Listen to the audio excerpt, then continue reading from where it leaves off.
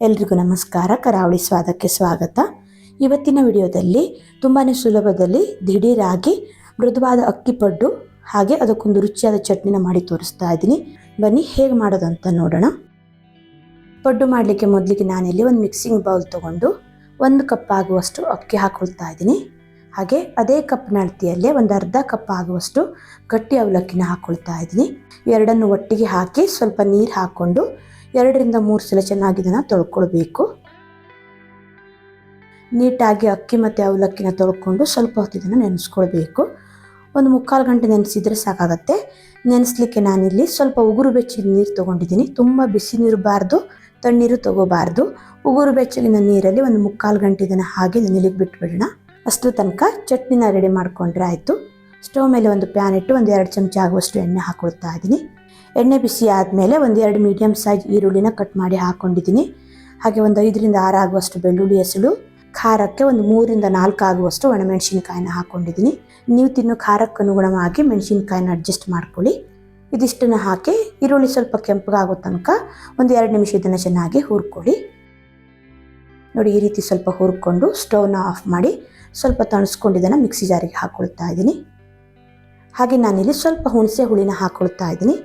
ರುಚಿಗೆ ತಕ್ಕಷ್ಟು ಉಪ್ಪು ಹಾಕಿ ರುಬ್ಲಿಕ್ಕೆ ಎಷ್ಟು ಬೇಕೋ ಅಷ್ಟು ನೀರನ್ನು ಹಾಕ್ಕೊಂಡು ನುಣ್ಣಗೆ ಇದನ್ನು ರುಬ್ಕೊಳ್ಳಿ. ನೋಡಿ, ಈ ರೀತಿ ಚಟ್ನಿನ ರುಬ್ಕೊಂಡು ಸ್ವಲ್ಪ ನೀರು ಹಾಕಿ ಚಟ್ನಿ ಯಾವ ಹದದಲ್ಲಿ ಬೇಕು ಅಂತ ನೋಡಿಕೊಂಡು ಅಷ್ಟು ನೀರನ್ನು ಹಾಕಿ ಚಟ್ನಿನ ಅಡ್ಜಸ್ಟ್ ಮಾಡ್ಕೊಳ್ಳಿ. ನೋಡಿ, ನಾನಿಲ್ಲಿ ಈ ರೀತಿ ಇಷ್ಟಪ್ಪ ಇಟ್ಕೊಂಡಿದ್ದೀನಿ. ಸ್ವಲ್ಪ ತೆಳ್ಳಗೆ ಬೇಕಿದ್ರೆ ತೆಳ್ಳಗೆ ಕೂಡ ಮಾಡ್ಕೊಳ್ಬಹುದು. ನಂತರ ಇದಕ್ಕೆ ಒಂದು ಸಿಂಪಲ್ ಆದ ಒಗ್ಗರಣೆ ಕೊಡೋಣ. ಸ್ವಲ್ಪ ಎಣ್ಣೆ ಹಾಕಿ ಎಣ್ಣೆ ಬಿಸಿ ಆದಮೇಲೆ ಸ್ವಲ್ಪ ಸಾಸಿವೆ, ಸ್ವಲ್ಪ ಜೀರಿಗೆ, ಹಾಗೆ ಒಂದು ಅರ್ಧ ಚಮಚ ಆಗುವಷ್ಟು ಉದ್ದಿನ ಬೇಳೆನ ಹಾಕಿ ಉದ್ದಿನ ಬೇಳೆ ಸ್ವಲ್ಪ ಕೆಂಪಗಾಗೋ ತನಕ ಫ್ರೈ ಮಾಡಿಕೊಂಡು ನಂತರ ಇದಕ್ಕೆ 1-2 ರಿಂದ 3 ಆಗುವಷ್ಟು ಕರಿಬೇವಿನ ಎಲೆ ಹಾಕಿ ಸ್ಟವ್ನ ಆಫ್ ಮಾಡ್ಕೊಳ್ತಾ ಇದ್ದೀನಿ. ನೋಡಿ, ಈ ರೀತಿ ಸಿಂಪಲ್ ಆಗಿ ಒಗ್ಗರಣೆ ರೆಡಿ ಮಾಡಿಕೊಂಡು ಚಟ್ನಿಗೆ ಸೇರಿಸಿ ಮಿಕ್ಸ್ ಮಾಡಿದರೆ ಆಯಿತು. ನೋಡಿ, ಈ ರೀತಿ ತುಂಬಾ ಸುಲಭದಲ್ಲಿ ಈರುಳ್ಳಿ ಚಟ್ನಿನ ಮಾಡ್ಕೊಳ್ಬಹುದು. ಟೊಮೆಟೊ ಆಗಲಿ ತೆಂಗಿನಕಾಯಿ ಆಗಲಿ ಏನು ಹಾಕಬೇಕಂತಿಲ್ಲ. ತುಂಬಾ ಸುಲಭದಲ್ಲಿ ಟೇಸ್ಟಿಯಾಗಿ ಈ ಚಟ್ನಿನ ಮಾಡ್ಕೊಳ್ಬಹುದು. ದೋಸೆ, ಪಡ್ಡು ಹಾಗೆ ಇಡ್ಲಿ ಜೊತೆಗೂ ಚೆನ್ನಾಗಿರುತ್ತೆ. ಚಟ್ನಿ ರೆಡಿ ಆದಮೇಲೆ ಇದನ್ನು ಇವಾಗ ಪಕ್ಕಕ್ಕಿಟ್ಟು ನೆಕ್ಸ್ಟ್ ಇವಾಗ ಅಕ್ಕಿ ನೆಂದಿದೆ ಇಲ್ಲ ಅಂತ ನೋಡೋಣ. 3/4 ಗಂಟೆ ಆದಮೇಲೆ ಓಪನ್ ಮಾಡ್ತಾ ಇದ್ದೀನಿ. ನೋಡಿ, ಅವಲಕ್ಕಿ ಎಲ್ಲ ಚೆನ್ನಾಗಿ ನೆಂದಿದೆ. ಅಕ್ಕಿ ನೆಂದಿದೆ ಇಲ್ಲ ಅಂತ ನೋಡೋಕ್ಕೆ ಒಂದು ಅಕ್ಕಿನ ಈ ರೀತಿ ಚೆಕ್ ಮಾಡಿ ನೋಡಿ. ಇದು ಪುಡಿ ಪುಡಿ ಆಗ್ತಾ ಇದೆ. ಬಿಸಿನೀರು ಹಾಕಿಟ್ಟಿರೋದ್ರಿಂದ ಒಂದು 3/4 ಗಂಟೆಗೆಲ್ಲ ಅಕ್ಕಿ ಚೆನ್ನಾಗಿ ನೆಂದಿರುತ್ತೆ.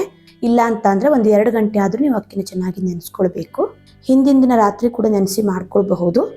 ಟೈಮ್ ಇಲ್ಲ ಅಂತಂದರೆ ನೋಡಿ, ಈ ರೀತಿ ಸ್ವಲ್ಪ ಬಿಸಿನೀರು ಹಾಕಿ ಅಕ್ಕಿ ಮತ್ತು ಅವಲಕ್ಕಿನ ನೆನೆಸ್ಕೊಂಡ್ರೆ ಬೆಳಿಗ್ಗೆ ಬೇಗನೆ ಈ ಪಡ್ಡನ್ನ ಮಾಡ್ಕೊಳ್ಬಹುದು. ತುಂಬಾ ಚೆನ್ನಾಗಿರುತ್ತೆ. ಅಕ್ಕಿ ಮತ್ತು ಅವಲಕ್ಕಿನೆಲ್ಲ ಮಿಕ್ಸಿ ಜಾರಿಗೆ ಹಾಕಿ ರುಬ್ಲಿಕ್ಕೆ ಎಷ್ಟು ಬೇಕೋ ಅಷ್ಟು ನೀರನ್ನು ಹಾಕ್ಕೊಂಡು ನುಣ್ಣಗೆ ಇದನ್ನು ರುಬ್ಕೊಳ್ಬೇಕು. ನೋಡಿ, ಈ ರೀತಿ ನೈಸಾಗಿ ಇದನ್ನು ರುಬ್ಕೊಂಡು ಒಂದು ಮಿಕ್ಸಿಂಗ್ ಬೌಲ್ಗೆ ಹಾಕ್ಕೊಳ್ತಾ ಇದ್ದೀನಿ. ಅದೇ ಮಿಕ್ಸಿ ಜಾರಿಗೆ ಸ್ವಲ್ಪ ನೀರು ಹಾಕಿ ಆ ನೀರನ್ನು ಕೂಡ ಸೇರಿಸ್ಕೊಳ್ತಾ ಇದ್ದೀನಿ. ರುಚಿಗೆ ತಕ್ಕಷ್ಟು ಉಪ್ಪು ಹಾಕಿ ಚೆನ್ನಾಗಿ ಇದನ್ನು ಮಿಕ್ಸ್ ಮಾಡ್ಕೊಳ್ಳಿ. ನೋಡಿ, ಈ ರೀತಿ ಹಿಟ್ಟನ್ನು ನುಣ್ಣಗೆ ರುಬ್ಕೊಳ್ಬೇಕು. ತರಿತರಿಯಾಗಿ ರುಬ್ಕೊಳ್ಳಿಕ್ಕೆ ಹೋಗಬೇಡಿ. ನಂತರ ಇದನ್ನು ಚೆನ್ನಾಗಿ ಮಿಕ್ಸ್ ಮಾಡಿಕೊಂಡು ನೋಡಿ, ಹಿಟ್ಟು ಈ ಹದದಲ್ಲಿರಬೇಕು. ತುಂಬ ತೆಳ್ಳಗಿರಬಾರ್ದು, ತುಂಬ ಗಟ್ಟಿನೂ ಇರಬಾರ್ದು. ಈ ರೀತಿ ಹಿಟ್ಟನ್ನು ರೆಡಿ ಮಾಡಿಕೊಂಡು ಇದಕ್ಕೊಂದು ಒಗ್ಗರಣೆ ರೆಡಿ ಮಾಡ್ಕೊಳ್ತಾ ಇದ್ದೀನಿ. 1-2 ಚಮಚ ಆಗುವಷ್ಟು ಎಣ್ಣೆ ಹಾಕಿ ಎಣ್ಣೆ ಬಿಸಿ ಆದಮೇಲೆ ಒಂದು ಅರ್ಧ ಚಮಚ ಸಾಸಿವೆ, 1 ಚಮಚ ಕಡಲೆಬೇಳೆ, 1 ಚಮಚ ಉದ್ದಿನಬೇಳೆ, ಹಾಗೆ ಒಂದು ಅರ್ಧ ಚಮಚ ಆಗುವಷ್ಟು ಜೀರಿಗೆನ ಹಾಕ್ಕೊಳ್ತಾ ಇದ್ದೀನಿ. ಕಡಲೆಬೇಳೆ ಉದ್ದಿನಬೇಳೆ ಎಲ್ಲ ಸ್ವಲ್ಪ ಕ್ರಿಸ್ಪಿ ಆಗೋ ತನಕ ಗ್ಯಾಸ್ನ ಕಡಿಮೆ ಉರಿಯಲ್ಲಿ ಇಟ್ಕೊಂಡು ಹುರ್ಕೊಳ್ಬೇಕು. ಸಿದಿಸ್ಲಿಕ್ಕೆ ಹೋಗಬೇಡಿ. ನೋಡಿ, ಈ ರೀತಿ ಸ್ವಲ್ಪ ಕೆಂಪಗಾಗೋ ತನಕ ಹುರ್ಕೊಂಡು ನಂತರ ಈ ಒಗ್ಗರಣೆನ ಪಡ್ಡು ಹಿಟ್ಟಿಗೆ ಸೇರಿಸ್ಕೊಳ್ತಾ ಇದ್ದೀನಿ. ಜೊತೆಗೆ ನಾನಿಲ್ಲಿ ಒಂದು ಮೀಡಿಯಮ್ ಸೈಜ್ ಈರುಳ್ಳಿನ ಚಿಕ್ಕದಾಗಿ ಕಟ್ ಮಾಡಿ ಹಾಕ್ಕೊಂಡಿದ್ದೀನಿ. ಹಾಗೆ ಒಂದು ಕ್ಯಾರೆಟ್ನ ಕೂಡ ಚಿಕ್ಕದಾಗಿ ತುರ್ಕೊಂಡು ಸೇರಿಸ್ಕೊಳ್ತಾ ಇದ್ದೀನಿ. ಹಾಗೆ ಚಿಕ್ಕದಾಗಿ ಕಟ್ ಮಾಡಿರೋ ಸ್ವಲ್ಪ ಕೊತ್ತಂಬರಿ ಸೊಪ್ಪನ್ನು ಕೂಡ ಸೇರಿಸಿ ಖಾರಕ್ಕೆ 1-2 ಹಸಿಮೆಣಸಿನ್ಕಾಯಿನ ಸಣ್ಣದಾಗಿ ಕಟ್ ಮಾಡಿ ಹಾಕ್ಕೊಂಡಿದ್ದೀನಿ. ಬೇಕಿದ್ರೆ ಕರಿಬೇವು ಸೊಪ್ಪನ್ನು ಕೂಡ ಚಿಕ್ಕದಾಗಿ ಕಟ್ ಮಾಡಿ ಹಾಕ್ಕೊಳ್ಬಹುದು. ಇದಿಷ್ಟನ್ನು ಹಾಕ್ಕೊಂಡು ಚೆನ್ನಾಗಿ ಇದನ್ನು ಮಿಕ್ಸ್ ಮಾಡ್ಕೊಳ್ಳಿ. ಸರಿಯಾಗಿ ಮಿಕ್ಸ್ ಮಾಡಿಕೊಂಡು ಉಪ್ಪೇನಾದರೂ ಕಡಿಮೆ ಇದ್ದರೆ ಚೆಕ್ ಮಾಡ್ಕೊಂಡು ಇವಾಗಲೇ ಸೇರಿಸ್ಕೊಳ್ಳಿ. ನೋಡಿ, ಹಿಟ್ಟು ಈ ಹದದಲ್ಲಿರಬೇಕು. ದಿಢೀರಾಗಿ ಮಾಡ್ಕೊಳ್ತಾ ಇರೋದ್ರಿಂದ 1/4 ಚಮಚ ಆಗುವಷ್ಟು ಅಡುಗೆ ಸೋಡಾ ಹಾಕ್ಕೊಳ್ತಾ ಇದ್ದೀನಿ. ಅಡುಗೆ ಸೋಡಾ ಬದಲು ಈನೋ ಕೂಡ ಹಾಕ್ಕೊಳ್ಬಹುದು. ಈನೋ ಮತ್ತು ಸೋಡಾ ಎರಡೂ ಬೇಡ ಅಂತ ಅಂದರೆ ಸ್ಕಿಪ್ ಮಾಡ್ಕೊಳ್ಬಹುದು. ಸ್ವಲ್ಪ ಹಾಕ್ಕೊಳ್ಳೋದ್ರಿಂದ ಚೆನ್ನಾಗಿ ಉಬ್ಬಿ ಬರುತ್ತೆ. ಈ ರೀತಿ ಹಿಟ್ಟನ್ನು ರೆಡಿ ಮಾಡಿಕೊಂಡು ನಂತರ ಪಡ್ಡು ಪ್ಯಾನ್ನ ಕಾಯಿಸಿ ಸ್ವಲ್ಪ ಎಣ್ಣೆ ಅಥವಾ ತುಪ್ಪನ ಹಾಕ್ಕೊಳ್ಳಿ. ನಂತರ ಪಡ್ಡು ಪ್ಯಾನ್ ಒಳಗಡೆ ಹಿಟ್ಟನ್ನು ಹಾಕ್ಕೊಂಡ್ರಾಯ್ತು.